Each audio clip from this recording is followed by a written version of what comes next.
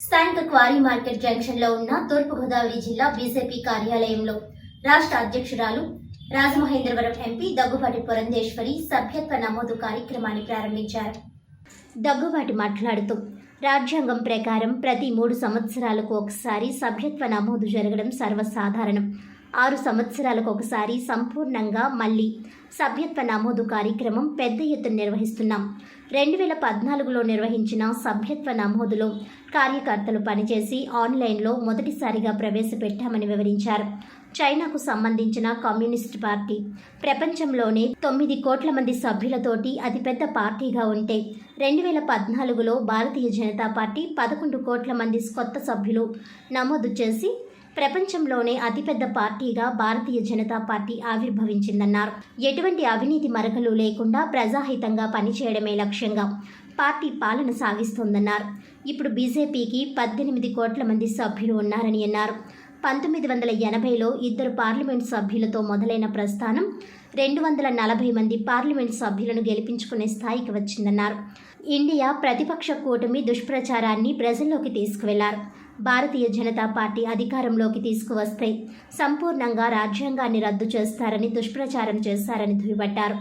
BJP తీసుకున్న అనేక నిర్ణయాలు ప్రజలకు మేలు చేశాయని అన్నారు. బీజేపీ జిల్లా అధ్యక్షుడు బొమ్మల దత్తు, రాష్ట్ర నాయకులు రేలంగి శ్రీదేవి, రొంగల గోపి శ్రీనివాస్, అడబల రామకృష్ణ, నర్సిపల్లి హారిక, పన్నాల లక్ష్మీ సంతోషి, పరిమి రాధాకృష్ణ, జాస్తిమూర్తి, బుర్రాల వెంకట్రావు, పొట్లూరి రామ్మోహన్ రావు తదితరులు కార్యక్రమంలో పాల్గొన్నారు. కార్యకర్తలందరూ చాలా చురుగ్గా పాల్గొని ప్రజల వద్దకి భారతీయ జనతా పార్టీ యొక్క సిద్ధాంతం మరియు ఏ విధంగా దేశానికి సేవ చేస్తుంది అనేటువంటి అంశాన్ని తీసుకుని వెళ్ళినటువంటి సందర్భంలో పెద్ద ఎత్తున సభ్యత్వ నమోదు కార్యక్రమం అప్పట్లో జరిగింది. అప్పటి వరకు కూడా చైనాకు సంబంధించినటువంటి కమ్యూనిస్ట్ పార్టీ ప్రపంచంలోనే 9 కోట్ల మంది సభ్యులతోటి అతిపెద్ద పార్టీగా ఉంటే 2014లో భారతీయ జనతా పార్టీ 11 కోట్ల మందిని అంటే కొత్త సభ్యుల్ని నమోదు చేసి ప్రపంచంలోనే అతిపెద్ద పార్టీగా భారతీయ జనతా పార్టీ ఆవిర్భవించడం జరిగింది. ఆ తర్వాత 2019లో మళ్ళీ సభ్యత్వ నమోదు కార్యక్రమం చేపట్టాం. ఇందాక చెప్పినట్లుగా 6 సంవత్సరాలకు ఒకసారి సంపూర్ణమైనటువంటి రీషఫుల్ జరుగుతుంది. అయితే మధ్యలో 3 సంవత్సరాలకు ఒకసారి టాప్అప్ సభ్యత్వం ఏదైతే చేస్తామో దానికి సంబంధించి కూడా కార్యకర్తలు బాగా చురుగ్గా పాల్గొని మన ఆంధ్ర రాష్ట్రానికి వచ్చేటప్పటికి 2014వ సంవత్సరంలో 28 లక్షల పైచిలకు సభ్యుల్ని నమోదు చేయడం జరిగింది. ఆంధ్ర రాష్ట్రానికి సంబంధించి యావత్ భారతదేశంలో 11 కోట్లు.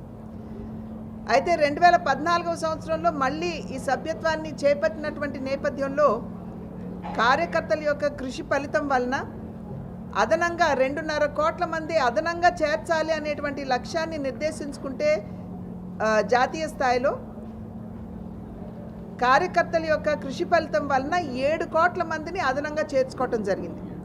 అంటే యావత్ భారతదేశంలో ఇవాళ చూసినట్లయితే భారతీయ జనతా పార్టీకి ఉన్నటువంటి సభ్యుల సంఖ్య 18 కోట్ల మంది ఉన్నారు.